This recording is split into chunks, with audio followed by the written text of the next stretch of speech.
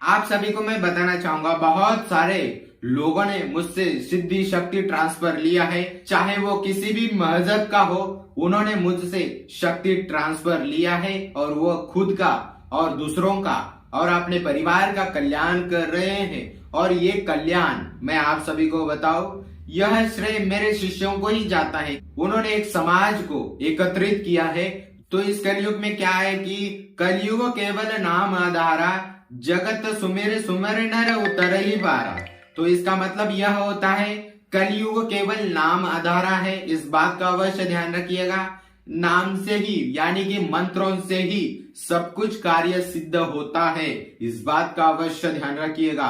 कलयुग केवल नाम आधारा। राम नाम ले सकते हो, कृष्ण नाम ले सकते हो, शाबर मंत्र है, तंत्र विद्या के अलग अलग मंत्र है। उस प्रकार आप मंत्रों की ऊर्जा आप बढ़ाकर आप शक्तियां सिद्धियां पा सकते हो। इस बात का अवश्य ध्यान रखिएगा।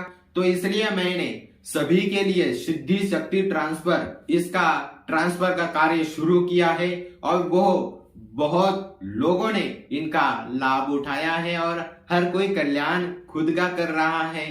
और खुद का जब कल्याण होगा तो दूसरों का भी कल्याण के बारे में आप सोचेंगे। जिस प्रकार आपने मेरे शिष्य का वीडियो देखा कि किस प्रकार उन्होंने चमत्कार किए, वह बच्चे को वह सांप बनाया, फिर से सांप से फिर बच्चा बनाया। आप देखिएगा, ये चमत्कार होते हैं, ये काला जादू, काले इल्म, इसको आपको समझना होगा। आप सभी को पता है कि मैं हर मजहब के बारे में मैं जानकारी रखता हूँ। जिनको पता नहीं है उनको भी बता रहा हूँ। मैं हर मजहब के बारे में जानकारी रखता हूँ, क्योंकि मैं शक्तियों का स्वामी हूँ तो मुझे सब पता होना चाहिए, क्योंकि मैं शक्तियां ट्रांसफर करता हूँ। अब जब मुझे पता होना ही चाहिए, मैं सनातनी हूँ, इस बात का अवश्य ध्यान रखिएगा। और जितने भी मजहब हैं वह सनातन से आ रहे हैं। सनातन का ये अर्थ है जिसका कोई अंत नहीं और जिसका कोई जन्म नहीं, वह सनातन सत्य है। इस बात का अवश्य ध्यान रखिएगा।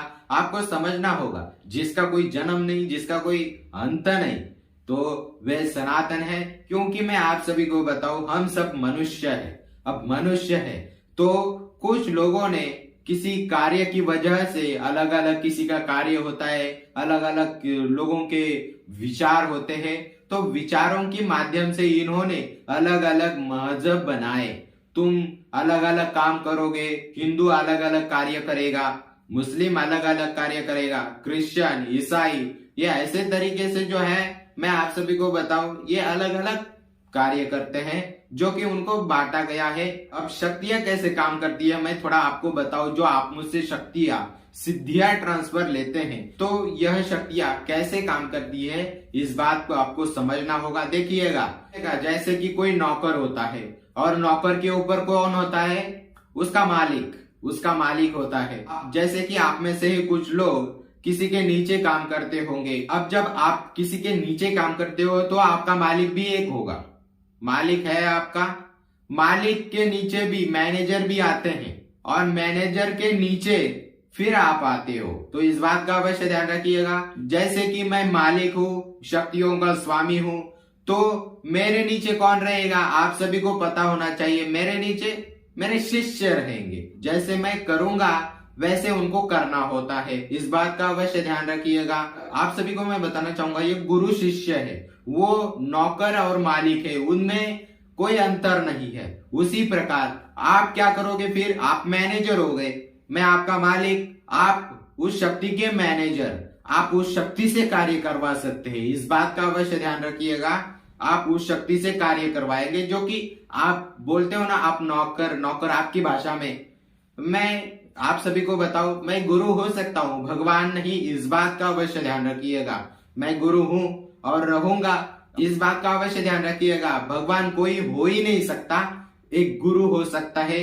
गुरु रास्ता दिखाने वाला होता है। देखिएगा, भगवान एक ही है, श्रीमन नारायण। आप चाहे ब्रह्मा जी कहो, चाहे विष्णु जी कहो, चाहे महादेव जी कहो, चाहे दुर्गा माता कहो, चाहे कोई भी देवी देवता कहो, वह भगवान है, वह देवी देवता है।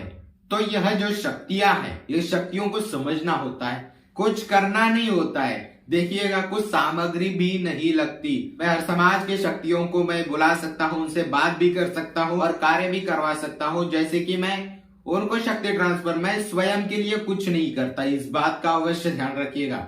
क्योंकि एक गुरु होता है वो स्वयं के लिए कुछ नहीं करता है, क्योंकि शक्तियां उसकी काम नहीं आती, इस बात का अवश्य ध्यान रखिएगा। शक्तियां अगर कोई जानबूझ के किसी की बुराई कर रहा है, किसी गुरु की बुराई कर रहा है, तो उस व्यक्ति को वो शक्तियां छोड़ती नहीं है, क्योंकि उनको पता है, उन शक्तियों को पता होता है ये दुष्ट व्यक्ति इस गुरु के पीछे पड़ा हुआ है, हाथ धोकर पीछे पड़ा हुआ है। तो वह शक्ति क्या करती है, उसके ऊपर अटैक कर देती है।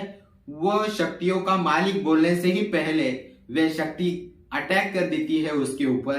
तो इसलिए मैं बताना चाहूंगा, किसी भी व्यक्ति के, किसी भी गुरु के ऊपर, महाराजाओं के ऊपर, चाहे कोई वो भागवत कथावाचक हो, चाहे वो तांत्रिक हो, चाहे वो महाराज हो, तो उनके ऊपर कभी भी पंगा नहीं लेना चाहिए, इस बात का अवश्य ध्यान रखिएगा। उनके पीछे बहुत सारे तांत्रिक लोग भी होते हैं और साथ ही उनके पीछे भी तंत्र मंत्र सब चलता है और इसके साथ ही परंपरा है। मैंने पहले के वीडियो में भी बताया गया है, आप पिछले वीडियो जाके आप देखेंगे तो आपको पता चलेगा।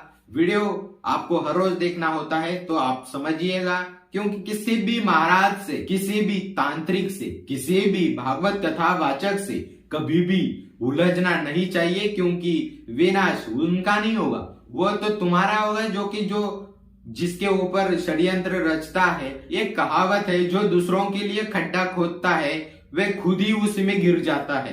तो ऐसा ना करें, क्योंकि दूसरों के लिए गड्ढा खोदोगे तो खुद ही उसमें फंस जाओगे, क्योंकि महाराजाओं की, कथावाचकों की पावर वह ज्यादा होती है। व्यक्ति कोई भी हो, कैसा भी हो, उससे कोई फर्क नहीं पड़ता, क्योंकि सारी दुनिया, क्योंकि मैं आप सभी को बताऊं, नेता लोग हैं वह महाराजाओं की और तांत्रिकों की वह मदद लेते हैं, इस बात का अवश्य ध्यान रखिएगा। नेताओं के लिए ही नहीं, हर व्यक्ति के लिए है, इस बात का अवश्य ध्यान रखिएगा आप सभी। अब मैं आप सभी को बताऊं शक्ति ट्रांसफर। अब शक्ति कैसे ट्रांसफर होती है तो मैंने हर वीडियो में तो बताया ही है और आगे भी मैं बताऊंगा। मेरे शिष्य और उनके अनुभव आपने देखे ही है, आपको अच्छे भी लगे हैं, लाइक भी किया है, शेयर भी किया है, तो मैं आप सभी को बताऊं बहुत अच्छे तरीके से आप कार्य कर रहे हो। शक्ति ट्रांसफर का यह मतलब होता है कि मेरी जो सिद्धियां हैं, जो मैंने सिद्धियां किया है, उन सिद्धियों की शक्ति, जो मुझे शक्तियां प्राप्त है, वह शक्ति मैं आपको दूं और आप खुद दूसरों का कल्याण करें और स्वयं का भी कल्याण करें। इसलिए मैं आप सभी को शक्ति ट्रांसफर देता हूं और जैसे आप और मैं बात करता हूं उसी तरीके से वह शक्तियां बात करती है और आपको दिखती भी है, और मैं आपको शक्ति 1 ही घंटे के अंदर शक्ति ट्रांसफर कर देता हूं। तो आपको भी कोई दिक्कत नहीं होती है, तो मेरे को भी कोई दिक्कत नहीं होती है। और यही होता है गुरु शिष्य का एक नाता, जो कि आप भी समझ सकते हो। गुरु शिष्य एक प्रेम से जुड़े होते हैं, उनको समझना होता है आपको, जो कि गुरु जब शिष्य को ज्ञान देता है तो वह शिष्य भगवान से जुड़ जाता है, इस बात का अवश्य ध्यान रखिएगा आप सभी। तो मिलते हैं अगले नए वीडियो में, तब तक के लिए जय माता दी, जय महाकाल, जय गुरुदेव, हर हर महादेव।